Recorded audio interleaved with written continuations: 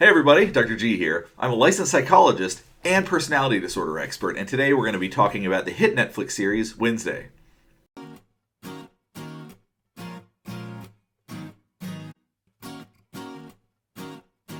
So today I'm going to talk about and react to several aspects of the show Wednesday, including potential diagnoses, the therapist on the show, and different relationships. But before we get started, I wanted to remind you to like and subscribe if you want to see more content like this. So the first thing we're going to talk about is potential diagnoses Wednesday might have. My first impression of her, because of her obsessive nature, because of her flat affect, because of her challenges socially, because of her tendency to be rude, is that she actually presents similarly to someone that's on the autism spectrum. I suspect that there are probably many females out there that watch this show that are on the autism spectrum and feel that they can identify closely with Wednesday based on how she presents, how she looks, and how she feels.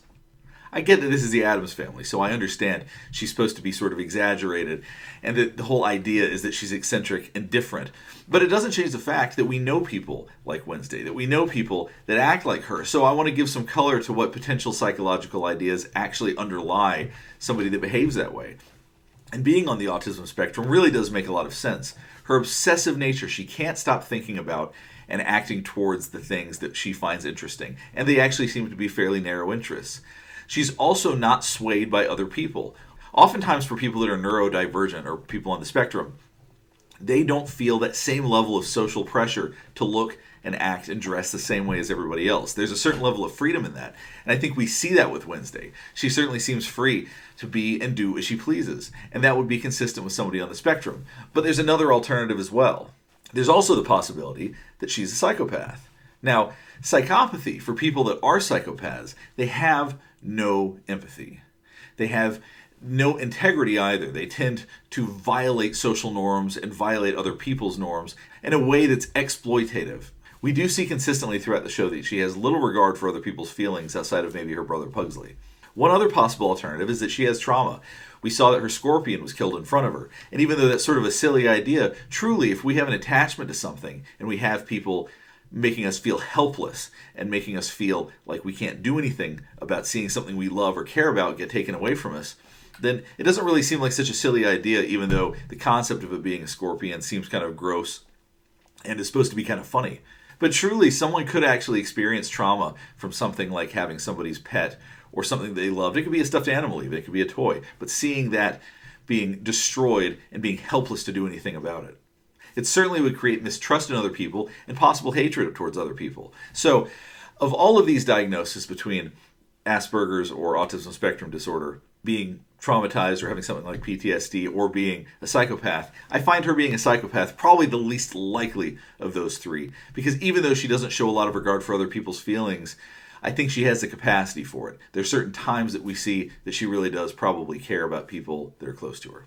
Now, as a therapist, of course, I'm going to react to the therapist on Wednesday, and I thought her portrayal was interesting. There were aspects of questions she would ask her that were semi-therapeutic, but the biggest challenge I had with it was that Weems was forcing her to go. And one thing I can tell you is that when people are forced to go to therapy, it never works, whether they're compelled by a court order or it's that somebody's parents want them to go. If they don't want to be there, they're going to get nothing out of it, and it's really of little value. And really, it's not ethical to have an adult force somebody to go, certainly not with their own motives to go. And I think that maybe there was the implication that Weems had things that she wanted the therapist to do for her, so obviously the therapist and everything around that felt like it was probably very unethical. So my reaction to it is that for the sake of the show, I thought it was fun, I enjoyed it, but in reality, I would certainly hope that there are therapists that are not acting the way that she did. So as a personality disorder expert, I work a lot with relationships. You can see that in my other videos. And actually, if you have relationships that are challenging for you, I actually have a quiz that you can take that talks about the impact or can help you measure the impact that the stress is having on you if you have relationships that are challenging or toxic. So I highly recommend you check that out. But the relationships on the show include her relationship with Tyler. And I'm going to give you a bit of a spoiler alert because I'm going to talk a little bit about this stuff. And if you haven't finished the show, please finish it before you hear me talk about this because I don't want to ruin anything. But her relationship with Tyler is very interesting. Towards the end of the show, before he really exposes who he is, before she finds out that he really is a psychopath, there's a scene where the two of them are talking and she's saying don't trust me, like you don't want anything to do with me, like I will hurt you, I will never care about you.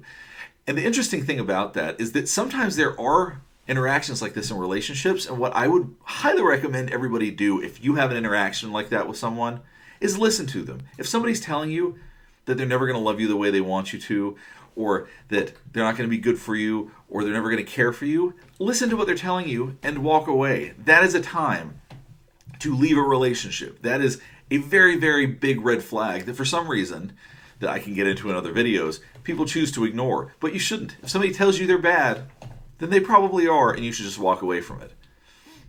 I get for the drama of TV, it's a little bit different. But really, if somebody behaves this way to you, don't look at it as playful or fun. Just say, you know what, you're probably right, and then just be done with it. A relationship that I was really challenged by was Xavier. Because Xavier seemed to really like Wednesday, and he would not respect her boundaries. She was super clear with him to go away and to leave her alone, but he wouldn't stop pursuing her. So even though in shows like this, I know we like to root for certain people or we want to see people together, she's setting very clear boundaries with him, and I wish that he would just listen to her and go away. I thought her relationship with Enid was interesting because she eventually came around, she eventually liked Enid more.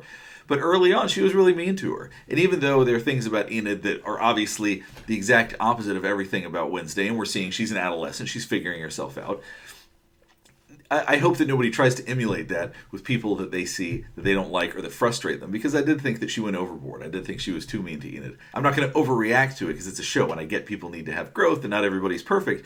But at the same time, I would hope nobody models that behavior the way that they treat other people after the way she treated Enid, because ultimately it's not really an okay way to treat people. But speaking of Enid, another thing I thought was interesting about her was her relationship with her mother. Her mother obviously put a lot of pressure on her, was very controlling. The dad seemed to sort of go along with it for the most part, even though I could see that he wasn't necessarily on board and was not as controlling as the mom was.